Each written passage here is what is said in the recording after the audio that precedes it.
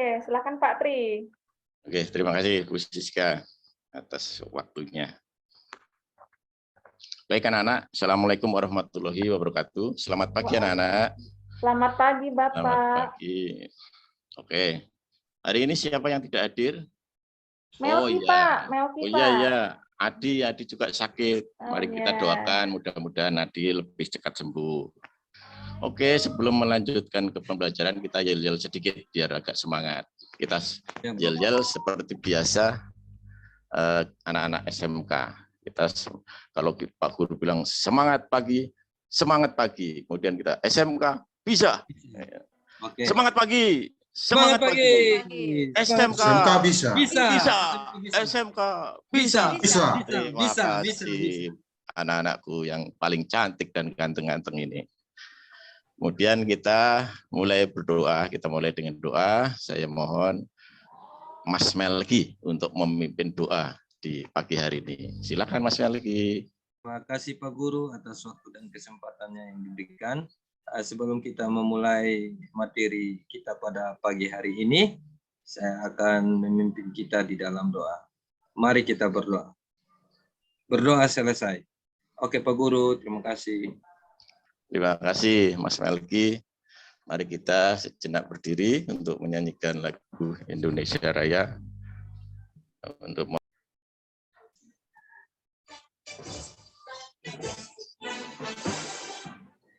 Indonesia tanah air,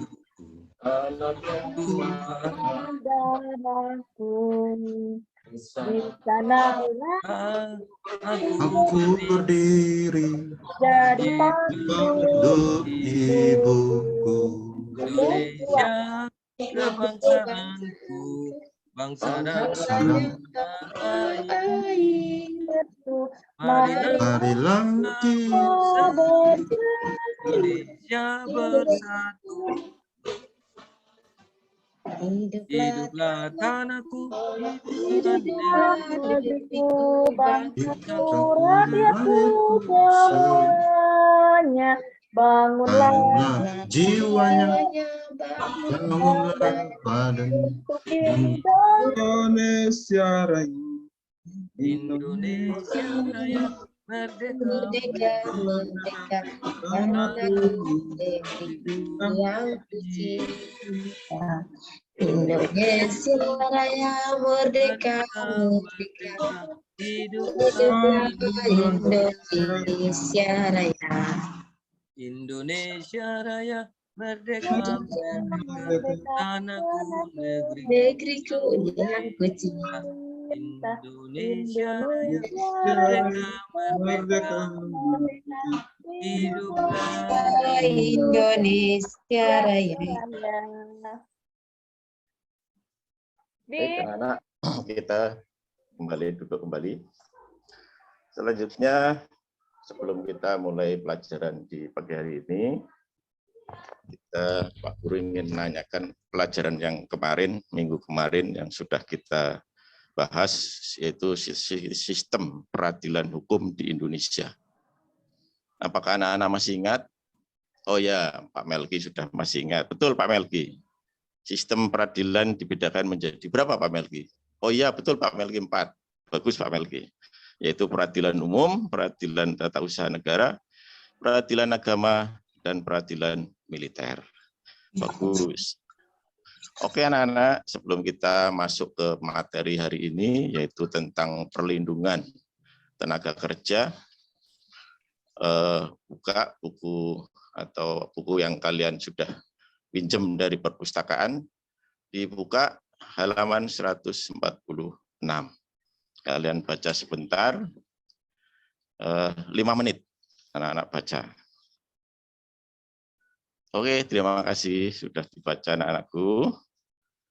Sebelum berlanjut, Pak Guru ingin bertanya dulu. Apa itu tentang tenaga kerja? Oh betul Pak Angel, betul. Tenaga kerja adalah setiap orang yang mampu melakukan pekerjaan yang menghasilkan barang atau jasa yang berguna bagi dirinya ataupun masyarakat secara umum. Hebat Pak Angel, 100 nanti kasih hit. Bakso nanti Pak Angel. Baik anak-anak yang hebat, kita akan belajar sesuatu yang membuat kalian senang mempelajari tentang tenaga kerja yang akan kita kerjakan pada saat nanti kita akan lulus. Kita harus menyiapkan diri bahwa tenaga kerja itu sangat penting untuk diri kita. Oke, anak-anak, tujuan pembelajaran hari ini adalah menganalisis pengertian dan jenis-jenis perlindungan tenaga kerja Indonesia. Kemudian menganalisis jenis-jenis perjanjian kerja di Indonesia. Kemudian kita mengidentifikasi permasalahan yang mungkin muncul pada perlindungan tenaga kerja di Indonesia.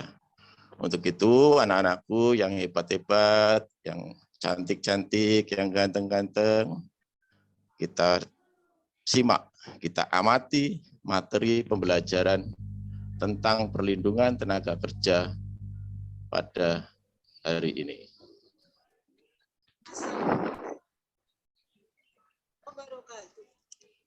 Baik, kita akan mulai. Kita akan melihat hakikat tenaga kerja.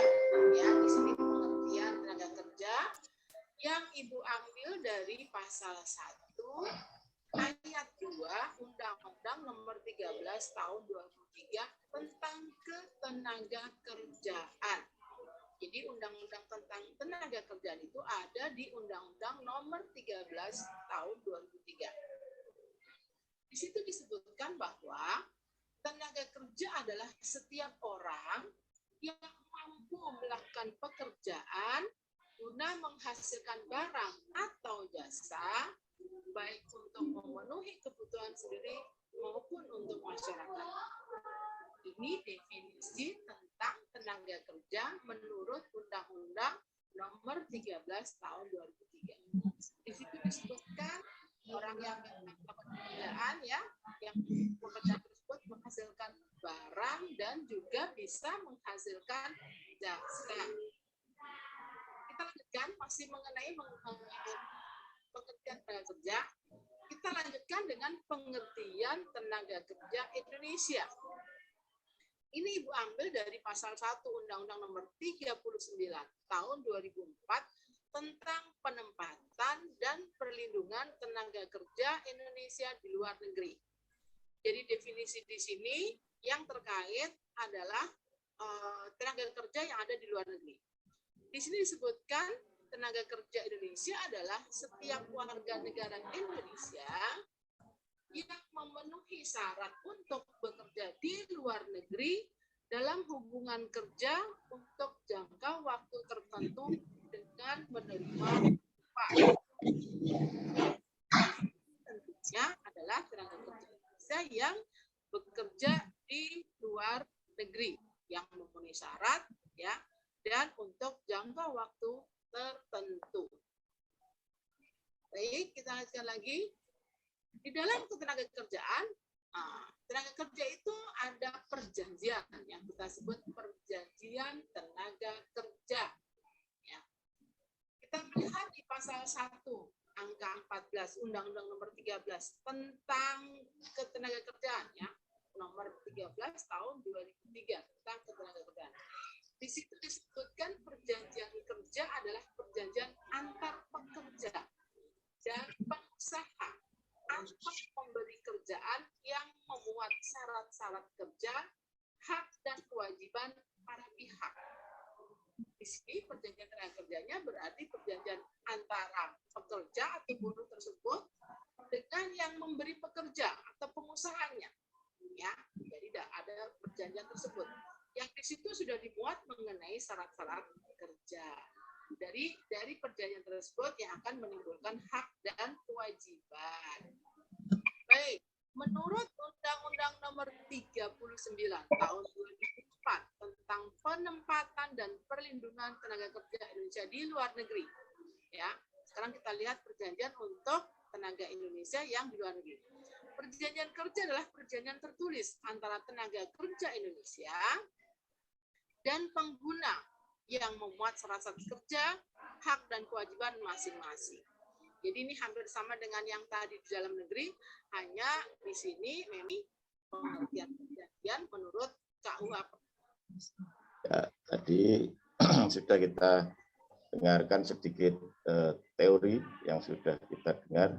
Kita sekarang mengamati perihal permasalahan tenaga kerja.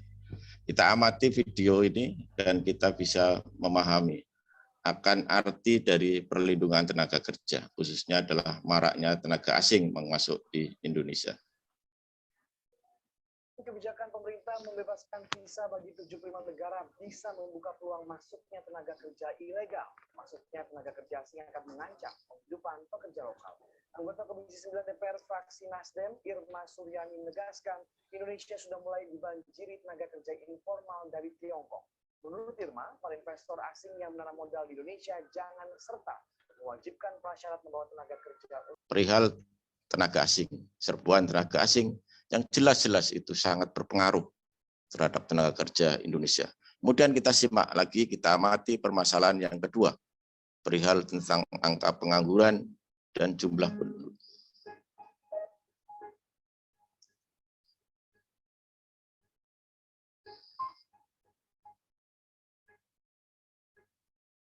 Di Indonesia, batas usia kerja berlaku dari usia 15 sampai 64 tahun.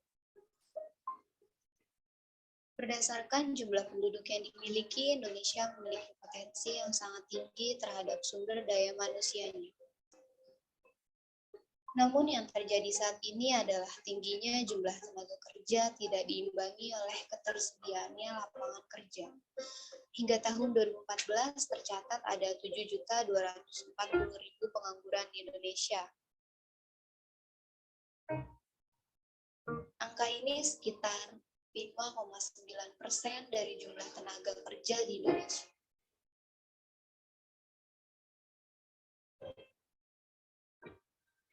Masalah tidak berhenti sampai di sini. Banyak sektor-sektor vital pada industri di Indonesia diisi oleh tenaga kerja asing. Hal ini membuktikan bahwa banyaknya sumber daya manusia di Indonesia tidak diiringi oleh kualitas tenaga kerja yang baik. Dalam masalah ini, hal utama terletak pada pengembangan manusia seperti pendidikan, karakter, dan lingkungan hidup. Dalam survei yang dilakukan oleh masyarakat ekonomi ASEAN yang mulai diselenggarakan pada awal tahun 2016. Baik anak-anak, itu masalah yang kedua. Sekarang kita masuk pada diskusi. Anak-anak, kita bagikan lembar LKPD, Pak Guru bagi 4 kelompok. Masing-masing kelompok, yaitu kelompok A, nanti membahas hakikat tenaga kerja. Kemudian kelompok B, perjanjian kerja. Kelompok C, nanti perlindungan tenaga kerja. Dan kelompok D, jenis-jenis perjanjian kerja.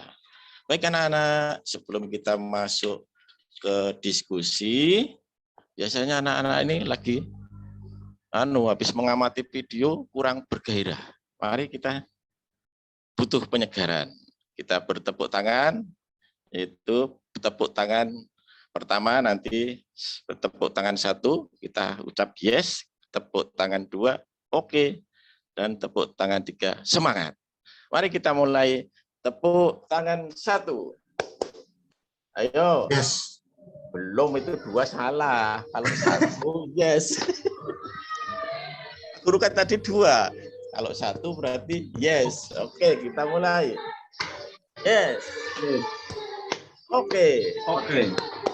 Semangat. Semangat. Kita ulangi. Yes. Yes. Oke. Oke. Semangat. Oke anak-anakku yang ganteng-ganteng dan cantik-cantik. Mulai kita bekerja. Saya Pak Guru kasih waktu 30 menit untuk anak-anak mengerjakan dari masing-masing permasalahan tadi yang sudah disampaikan, baik dari materi, kemudian dari video. Dari pengamatan tadi, anak-anak sudah memahami, kemudian nanti bisa mencari informasi, mengumpulkan informasi, setelah itu baru mengolah informasi untuk menjadi satu laporan. Pak Guru kasih waktu 30 menit dari sekarang. Silakan kerjakan anak-anak. Oke, Oke, Pak Ardi, ayo jangan keluyuran, duduk dulu Pak Ardi, itu kerjakan dulu. Nanti kalau mengganggu temannya nanti kasihan itu yang lain. Oke, Bu Siska, tolong dibantu itu anak-anak yang lain biar tertib. Saya rasa sudah selesai untuk pengerjakan LKPD-nya. Saya mohon Ketua Kelompok Pak Nopi untuk bisa mempresentasikan hasil dari kelompok tadi. Monggo Pak Nopi, presentasikan hasil Terima tersebut. kasih Bapak. Baik, saya dari kelompok C akan mempresentasikan untuk nomor 1 ini ada jelaskan apa yang disebut bahwa pasal 1 ayat 2 Undang-Undang nomor 13 tahun 2003 tentang ketenaga kerjaan menyatakan bahwa tenaga kerja adalah setiap orang yang mampu melakukan pekerjaan guna menghasilkan barang atau jasa baik untuk memenuhi kebutuhan sendiri maupun untuk masyarakat. Untuk nomor 2, jelaskan apa yang dimaksud dengan angkatan kerja, yaitu seseorang atau penduduk yang sudah memasuki usia kerja, baik yang sudah bekerja, belum bekerja, atau sedang mencari pekerjaan. Untuk yang nomor 3, penyebab tingginya angka pengangguran, 1, kurangnya keterampilan berwirausaha, tingkat EQ dan sumber daya manusia yang buruk, kemudian harapan yang terlalu tinggi untuk calon pekerja, kesulitan untuk bertemu dengan pencari kerja dan lowongan, adanya ketidakseimbangan antara pekerjaan dan jumlah tenaga kerja yang meningkat setiap tahunnya. Untuk nomor 4, penyebab banyaknya tenaga asing masuk ke Indonesia, 1, karena untuk membawa skill dalam rangka alih teknologi dan ilmu pengetahuan, kemudian tenaga Indonesia kurang skill pada pekerjaan khusus sehingga digunakan tenaga asing. Kemudian Indonesia masih kekurangan tenaga terampil yang khusus pada bidangnya seperti contoh Indonesia kekurangan tenaga IT. Untuk nomor 5, bagaimana meningkatkan kualitas tenaga kerja di Indonesia? 1, meningkatkan kualitas pendidikan. 2, meningkatkan kualitas dengan pelatihan berbasis kompetensi. 3, mengadakan latihan kerja bagi para tenaga kerja. Kemudian meningkatkan kualitas dan keterampilan. Itu Bapak dari kelompok C. Terima kasih Mas Nopi yang sudah mempresentasikan sangat bagus sekali. Kita beri aplaus untuk Mas Nopi. Ya, terima kasih. Anak-anak, hari ini kita sudah belajar dari mengamati video, kemudian beberapa pertanyaan, kemudian kita sudah mengumpulkan data, mengumpulkan informasi, kemudian kita sudah mengolah data, kemudian menjadi satu laporan yang tadi sudah dipresentasikan oleh Mas Nopi dalam bentuk laporan yang sangat bagus sekali. Saya kasih nilai jangan 100 karena nilai 100 itu untuk Tuhan. Berarti untuk anak-anak kita kasih nilai 90. Oke, anak-anakku yang saya cintai, hari ini kita sudah selesai melakukan pembelajaran.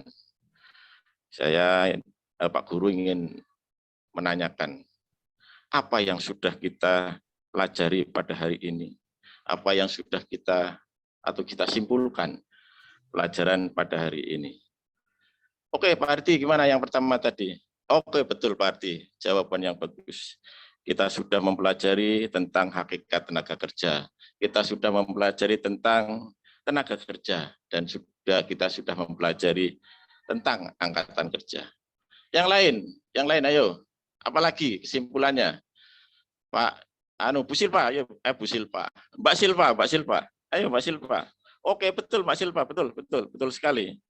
Ya, perjanjian kerja. Kita sudah bisa membuat perjanjian kerja dan kita bisa mengetahui syarat-syarat perjanjian kerja serta jenis-jenis akan perjanjian kerja. Itu tadi kesimpulannya. Anak-anak sudah bisa menyimpulkan sendiri pembelajaran pada hari ini. Kemudian untuk selanjutnya anak-anakku, pembelajaran ini adalah pembelajaran yang berbasis media pembelajaran seperti video. Apakah anak-anak senang dengan pembelajaran tersebut? Gimana anak-anak? Senang? Alhamdulillah, Pak Guru senang sekali kalau anak-anak sudah senang dengan pembelajaran pada hari ini. Oke, tapi ke depan nanti Pak Guru akan perbaiki kekurangan-kekurangan dalam pembelajaran video hari ini agar nanti pembelajaran video selanjutnya akan lebih menarik lagi. Oke, anak-anak yang saya cintai, saya sayangi, yang ganteng-ganteng, yang cantik-cantik, untuk menggali, menambah wawasan anak-anak tentang akan tenaga kerja. Nanti di rumah kalian bisa mencari sumber-sumber lain, seperti searching di Google, atau mencari buku-buku sumber lainnya yang akan lebih menambah wawasan anak-anak semua. Itu pesan Pak Guru. Mudah-mudahan pelajaran di hari ini ada manfaatnya, bisa menjadi bekal untuk anak-anak semua. Terima kasih, kita cukupkan pembelajaran hari ini dengan doa.